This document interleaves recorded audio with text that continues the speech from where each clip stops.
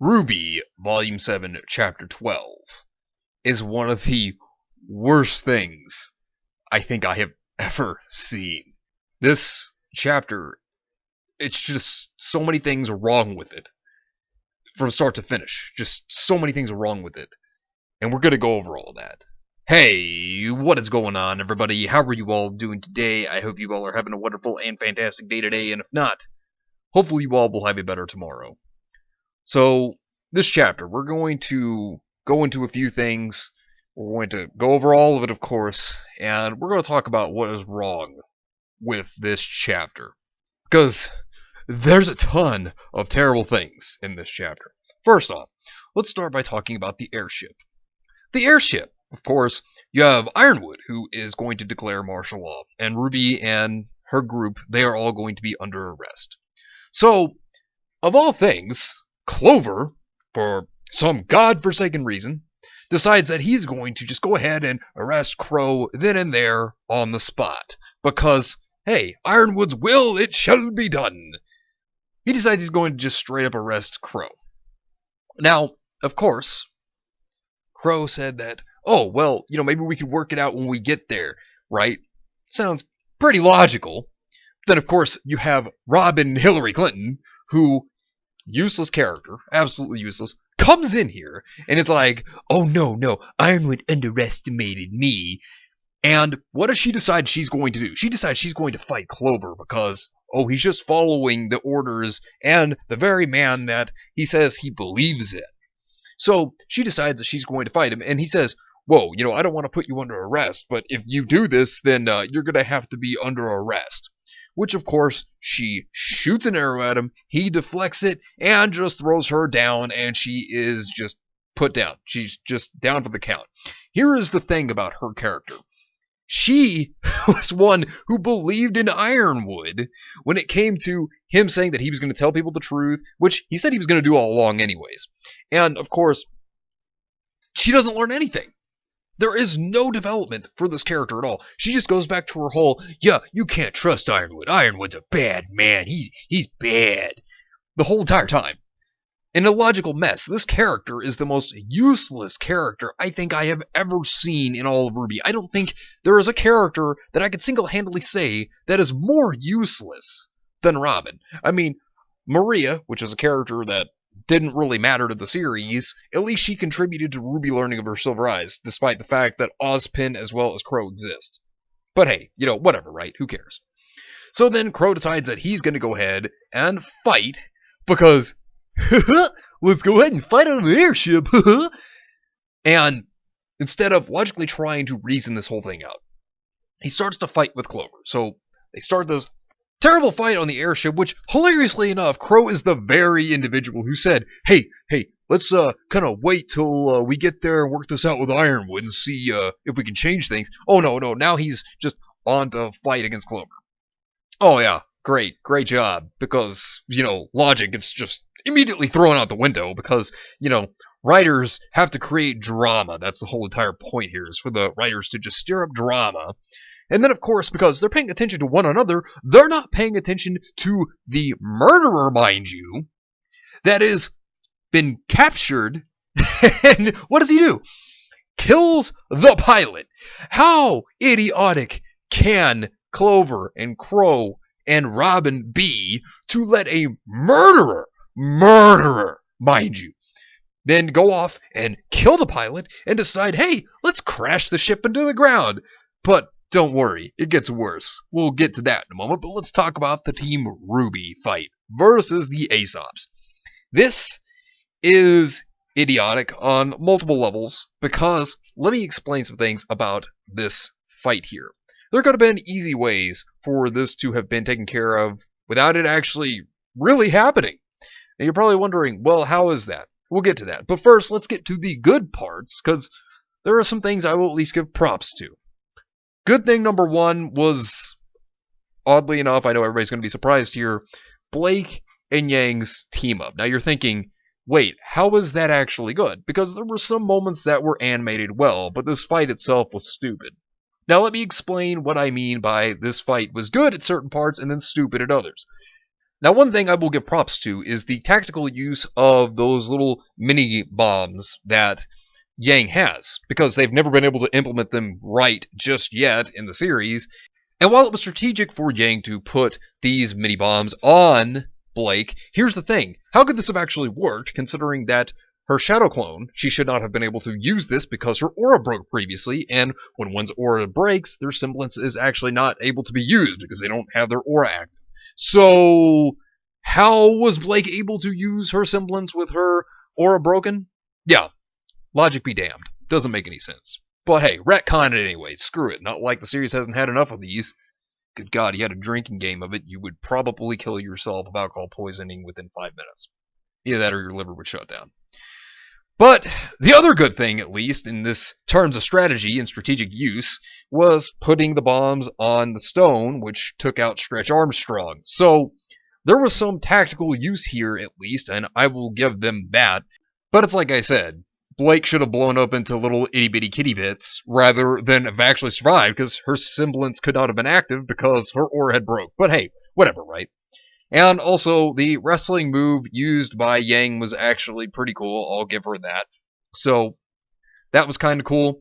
And then the other good thing, I think, in terms of animation, was the Blake and Yang scene to where they take down Amazon Woman. Now, that was kind of cool. But now, while I'm giving praise here, there are tons of problems with this fight. Now, let's start off with Amazon Woman. Now, you're probably thinking, well, what's the problem with her character? What did she do wrong here? Oh, it's very plain and simple.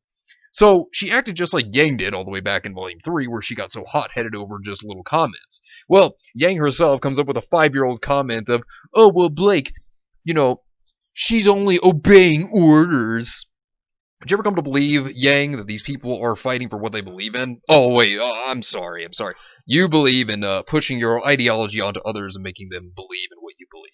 So, of course, this angers Amazon Woman, right? Okay, so here is the thing about this scene. Take a note. Amazon Woman is holding Blake hostage. She has the advantage in this fight by holding Blake captive. She could then make Yang be all like, well, I guess I gotta give myself up, right? Oh no, logic be damned, because, oh, that's right, Amazon Woman gets mad at Yang's statement of, oh, she's just following orders, and so she throws Blake into a wall and just charges at her. Amazon Woman is literally an idiot. She had leverage in this fight. Why the hell would you throw your hostage into a wall and lunge at them when you have the upper hand by holding the hostage? Are you that stupid? What is this? How dumb could she be? That is so stupid. She had the advantage and then she just throws it into the wall. Oh my dear God, you were one of the worst characters I've ever seen. This is one of the dumbest mistakes I've ever seen. What were the writers thinking here? I don't think they were thinking. It's so stupid. Also, Marrow versus Weiss and RWBY versus Harriet. Here are the problems with this fight. Marrow has such an overpowered semblance, but they nerf it for the sake of, convenience. They nerf his character because who cares? Who gives a damn? That's a problem because the man could have just stopped Weiss from even being able to fight, as well as the Armageddon. He has stopped an entire crowd of people at one time. So you mean to tell me that he could only keep one person still at a time? Whenever he could actually keep multiple people still? That makes absolutely no sense at all whatsoever when he should have been able to stop both Weiss and the Armageddon at the same time. This is one of the most idiotic things because his ability is Segundo! And instead of stopping Weiss, instead of stopping the Armageddon at the same time, he could have just ended this. Hell, in fact, he could have stopped this entire fight from actually happening. Right as RWBY is giving her, oh, you trained us and we're going to be the strongest. After she said that, what could have clearly happened is he could have just been like, Segundo! And then they all just stop. and then they just arrest Team RWBY, and it's done. It's finished. But, you know, Team RWBY has to win due to virtue signaling, because they're the good guys. So no matter what, they have to be the victors, right? Because they have to be right. And so they have to make them win. When they are not stronger than the Aesops. The Aesops are the best in all of Atlas. And you mean to tell me that the Aesops lose to Team RWBY? One of the most ridiculous things I've ever seen. Like I said, Mero's semblance already should have been the end-all be-all to this fight from the start. But apparently not. Just, hey, let's go ahead and nerf him for the sake of screw it. Whatever. Logic doesn't matter. And then, of course, whenever Harriet is going up against RWBY, here's a problem with this as well. You mean to tell me that RWBY can just get out of a bind with her semblance? Oh, wow. Amazing. Oh, man. Now, of course, you have RWBY going back and forth and helping Weiss at certain points, but it's like a chase of tag, really. It's just a very disappointing and underwhelming fight, and I didn't care for it. And then, of course, when you start seeing Harriet actually fight with her legs because RWBY had restrained her with the cuffs, or whatever you want to call those things, restrain people. Restraints, I guess you could say.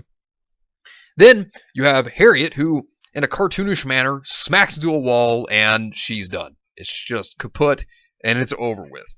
So you mean to tell me within just a matter of what, I guess, couple days, few days at least, you mean to tell me that the Aesops have been outdone by Team RWBY? You see, here's the problem with this. I don't believe this. Also, Weiss finally got her first win against a human character. Well, human-like, since this is a Faunus, but you get my point. Thing is, I don't really feel that's earned. And why do I say this?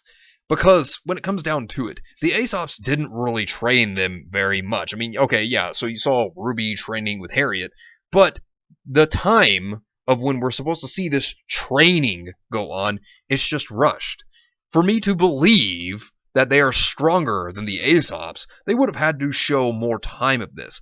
They didn't do that. So to me, I don't believe that they're stronger than the Aesops because they didn't show that training and how it really helped them in the end, how it benefited them prior to the training. So I don't really see where the characters have gotten stronger, and I think it would have made a lot more sense had you have Jean's group actually go off against the Aesops. I think that would have made a lot more logical sense. But I'm just saying, you know, screw it. Protagonists have no consequences. You know, they just get away with their actions because whatever, right? So then, of course, you have the airship crashing. Now, let's get to this.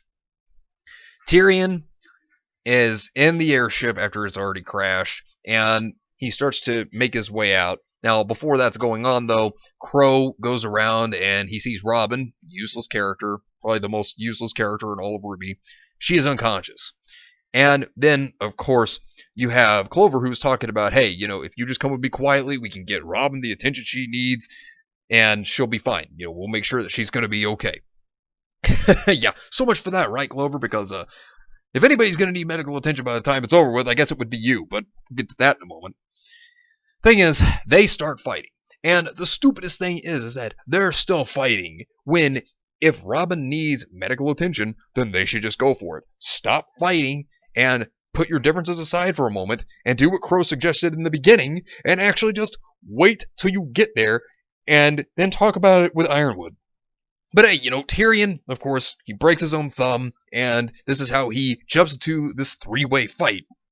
And Tyrion decides to say, hey, you know what? Why don't we team up against this guy? Because, you know, it's not like Clover's on the same side as Crow or anything. It's not like Tyrion's the bad guy, right? It's not like Crow and Tyrion have already had a fight before and they need to settle it. Oh, no, not at all. No, forget that, because who cares about Crow getting poisoned by this very guy that he's teaming up here with, am I right? This guy almost murdered Crow in the past because of the poison. So you mean to tell me that Crow just thinks of the logical reasoning of, hey, you know what? This guy's got a pretty good point. Let's go ahead and team up with him just to take out this guy that's trying to arrest me. Crow. This is not Crow. This is illogical. This is one of the stupidest things I have ever seen. This is so dumb. Clover is on the same side. And of course, they keep fighting. And rather than trying to take care of the murderer who they're fighting against, or, well, Crow's fighting with to take down Clover, no, they just decide, hey, let's go ahead and just be enemies because who cares about logic, right? Doesn't matter. And then, of course, Crow loses his blade, and then he goes, and while Clover is distracted by Tyrion, Crow punches Clover, and he loses his aura. Then this gives Tyrion the opportunity to do one thing. Go and grab Crow's blade, and I'm not kidding. He goes, he grabs Crow's blade, and then what does he do? Alright, stabs it right through Clover, and yeah, just completely ends Clover. And here's the thing. I don't care for Clover because they never had enough time to develop a character. I mean, there's not much to this character at all. The only thing there is to Clover is that he trusts Ironwood, but what made him trust Ironwood? I don't care about his death. It doesn't matter. I mean, of course, there are people in the fanatic side that are losing it over Clover being killed because they're trying to state that, oh, it was queer baiting. Thing of it is, Clover even states that him and Crow were friends. But the fanatical side goes insane. Now, to have a chapter to where you turn both sides of the RWBY community against Rooster Teeth, good one, Rooster Teeth. Yeah, good on you. You know, you really screwed up, didn't you? But thing is, Tyrion, I think, was enjoyable. Now, he's one thing about this chapter that I actually did like. His character was quite hilarious, and you know, it's funny, Crow says that Clover was manipulating. Yeah, actually, Tyrion manipulated Crow into killing Clover. Good one, Crow. And people are over here saying also that, oh, we should feel bad for Crow because he killed Clover. No. No, we shouldn't. Because he chose to do that. He chose to fight against Clover. Instead, they both could have gone after Tyrion, who was the real threat here. But no. Logic be damned. Who cares? Just go ahead because, oh, I don't know, Crow was like, oh, I don't want to get arrested. And then he's saying that James will take the fall for the entire situation. It's stupid. It is one of the most illogical, idiotic things ever. And good job, Crow, because, you know, Tyrion even states that, oh, you know, the authorities will be here soon and, you know, they're going to get you for killing this guy. Good job. You ended your friend's life. And it's like, yeah, good job, Crow. You really did it this time. You excellent. Like I said, this is not Crow. This is Ben Bronman. That's what I'm going to call him. Then, of course, let's go on to the fights that they're hyping up for the finale, which is the Cinder versus Winter and Penny fight. And here's the thing about this. So, leading up into that, you have Winter and Penny who are still basically trying to talk about what it is to be human. You know, Winter tells Penny about how Ironwood's making the tough decisions. Penny herself is saying that, oh, well, Mantle matters too. And then Winter tells her that to be human, you have to struggle with your thoughts sometimes. You have to sometimes wrestle with how you actually feel. And sometimes you have to put aside your personal feelings for what's right. And that's what she's doing here. Then again, comes to war, it's a time of sacrifice.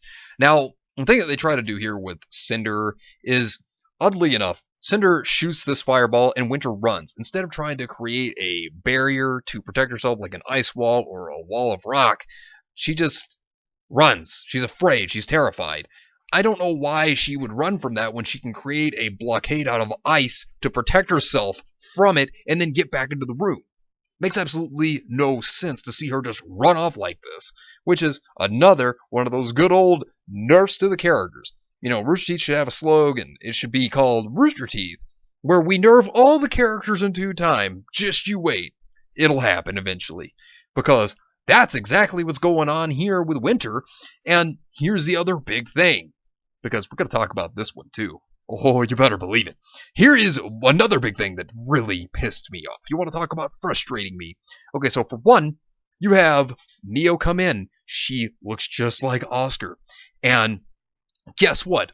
Oscar, which he's the one that's running because Team Juniper believes, or JNR, believes that, oh, it's Oscar. And then he's running down the hallway and screaming, watch out, be careful, you know, and he punches Neo in the face.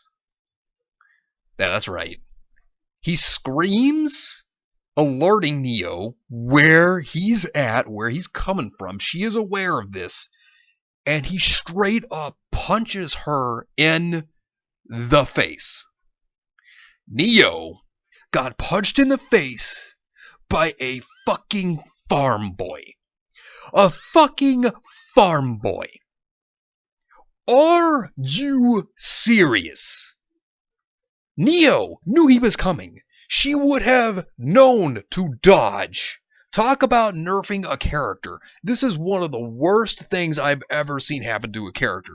This is so disgraceful and insulting to see Neo get punched in the face when she's fully aware of the farm boy running shouting at her down the hallway.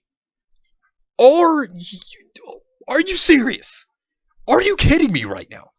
What the hell was this scene? Neo would have easily dodged that.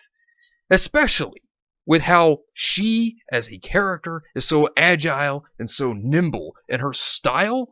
Neo should have very easily dodged that. Not only that, but Neo can create illusions that she could use from a distance, and then what she can do from there is she can just take whatever she wants, she can escape with it, and she could have used this illusion to distract J and R, and that would have made so much more sense, and then it could have just shattered the moment that Oscar could have punched it. Now that would have been probably the logical thing, because then everybody could have been like, oh, what happened? The other thing is, how did Nora know who Neapolitan is when she doesn't even know her? She has never even seen Neo at one time at all, and then she's just like, oh, well, it's Neapolitan.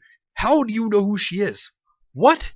You've never encountered her once. The only characters that have ever encountered her were Yang as well as RWBY. They would have known who she was. But for Nora to know who she is, no, they would not have known who she was. That is ridiculous. But here's the thing. Neo getting punched in the face by the farm boy. This is more disgraceful than when Adam was nerfed and he was sledgehammered into the ground by Blake, and that was an insult in itself. That was just terrible. That was mockery of his character. But for Neo, let me tell you a little something about Neo and how the writers are just so terrible when it comes to characters and what they have been able to do in the past. Let me explain something. So when it comes to Neo, and you can go back to that fight in Volume 2, Yang never lands a punch on Neo. She never hits Neo. The only time she touches Neo is when Neo kicks at her and she throws Neo, in which Neo obviously bounces back from that because she takes no damage because she recovers from the throw immediately by doing a backflip and landing. Neo easily, without even having to try, was able to demolish Yang in a fight. Had it not been for Raven to come there and save her daughter, then Neo would have very easily skewered her. Yang would have been demolished. Yang couldn't even beat Neo, and Neo wasn't even trying in that fight. And another point to prove that Farm Boy would never have been able to lay a hand on Neo is when RWBY fought Neo, she never touched her other than opening her umbrella, and then Neo flew off and survived. Had that not happened, Neo would have killed RWBY too. And then, let's look at it like this. The only other character that she has fought, and that has only actually hit her ever, is Cinder. And that's when Neo was actually trying with all her might against Cinder. And this was Cinder not using her maiden powers, and they were on par. And not only that, but Cinder also stated in Volume 6 that Neo had gotten stronger. That's another thing. Neo has gotten stronger within the time skip as well. But hey, here's another thing. The reason why I say Neo shouldn't have actually also been there at that point as well is that she should have used her illusion as a distraction while the real Neo could have just easily escaped. Because if you remember all the way back in Volume 2, when Raven had showed up, Neo was terrified because she knew the gap in level between her strength and Raven. She knew Raven was stronger than her. So what does she do? Mind you, this is not an illusion. This is the real Neo in this fight, and Neo is able to escape with a flash of light, and she vanishes. Neo is able to get away then and there as well. It seems that the writers have totally forgotten that Neo is capable of that. But hey, let's remember another big thing. Is that, remember this, when Roman was about to get attacked as well as Neo, when Yang runs over there once Neo comes in to save Roman, remember, her illusion was in the way, it shatters, and by the time that the illusion had already shattered when Yang had punched it. Funny note, she's already gone despite the fact that she had just appeared there. Well, that's because she had already warped herself and Roman onto the ship, and they were escaping. So Neo has ways to escape. Neo is a very agile character. She is one who, if she's being attacked, would dodge because she knows how to dodge. Neo would never let herself be hit in the face by a fucking farm boy. This chapter in itself is just insulting. Multiple characters getting nerfed, and multiple characters making very stupid decisions that I wonder how the hell could these characters have made these stupid decisions. I mean, this chapter was so bad that I remembered 95% of it with just the first viewing. Not for a good reason, for a bad one. And I can guarantee you a lobotomy would never be able to make me forget this. I mean, it's that bad. There's just so many things wrong with this chapter. If I had to give this chapter an overall rating, it would be a 2.5 out of 10. The writers, they kept hyping this chapter. This is the one that they were so proud of, that they were so excited about. It was terrible. This was garbage. They hyped a dumpster fire. I mean, yeah, while there were some good animation moments, not going to deny that, and while Tyrion was excellent in this chapter, there's just so much wrong with this, rather than there is good. It's so bad. It infuriates me. These characters getting nerfed. I mean, it's abysmal. This is just a catastrophe. How in the world does stuff like this get greenlit? I do not understand it. But to the animators, you did a superb job with the animation. I thought it was good, so I can't say anything bad there. The animators did good this time with the animation. Props to that. And Tyrion was excellent. But here's the thing. How in the world, for one, was Blake able to use her simplest despite her aura being broken?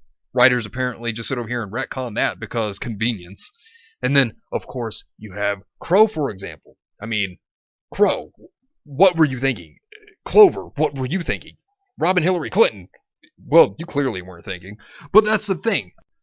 Crow clearly came up with a plan to where it could have worked. I mean, seriously, he had originally stated, let's get there and work this out. You know, get Tyrion situated, work it out. That would have been better off than the idea of Crow fighting Clover. That was just stupid. They're on the same side. Why in the world would Clover just decide to arrest him on the airship, them fighting on the airship in the first place? Robin Hillary Clinton instigating the fight, which is so stupid. I mean, she's the most useless character. Change my mind. Just absolutely useless. And then, of course, you know, Crow teaming up with Tyrion. And why? Why? What in the world? He wasn't thinking. No way he was thinking when he teamed up with Tyrion. Absolutely ridiculous. It's so stupid. And then, of course, you know, it ended up in Clover dying, so good job on your decision making there, Crow. And then, of course, Neo getting punched in the face. One of the most disgraceful things and insulting things I've ever seen. This chapter itself, just with its writing, because clearly the writers don't care anymore, it's just insulting. This frustrates me to no end. The writing to this chapter was abysmal, and nerfing the characters was just god-awful.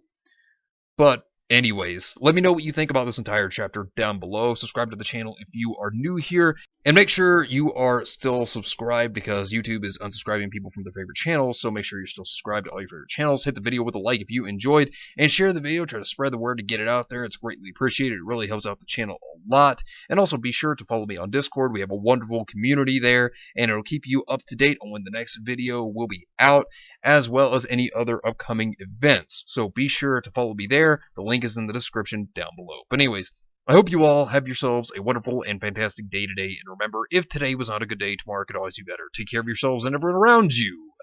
And have yourselves a good one out there, everybody.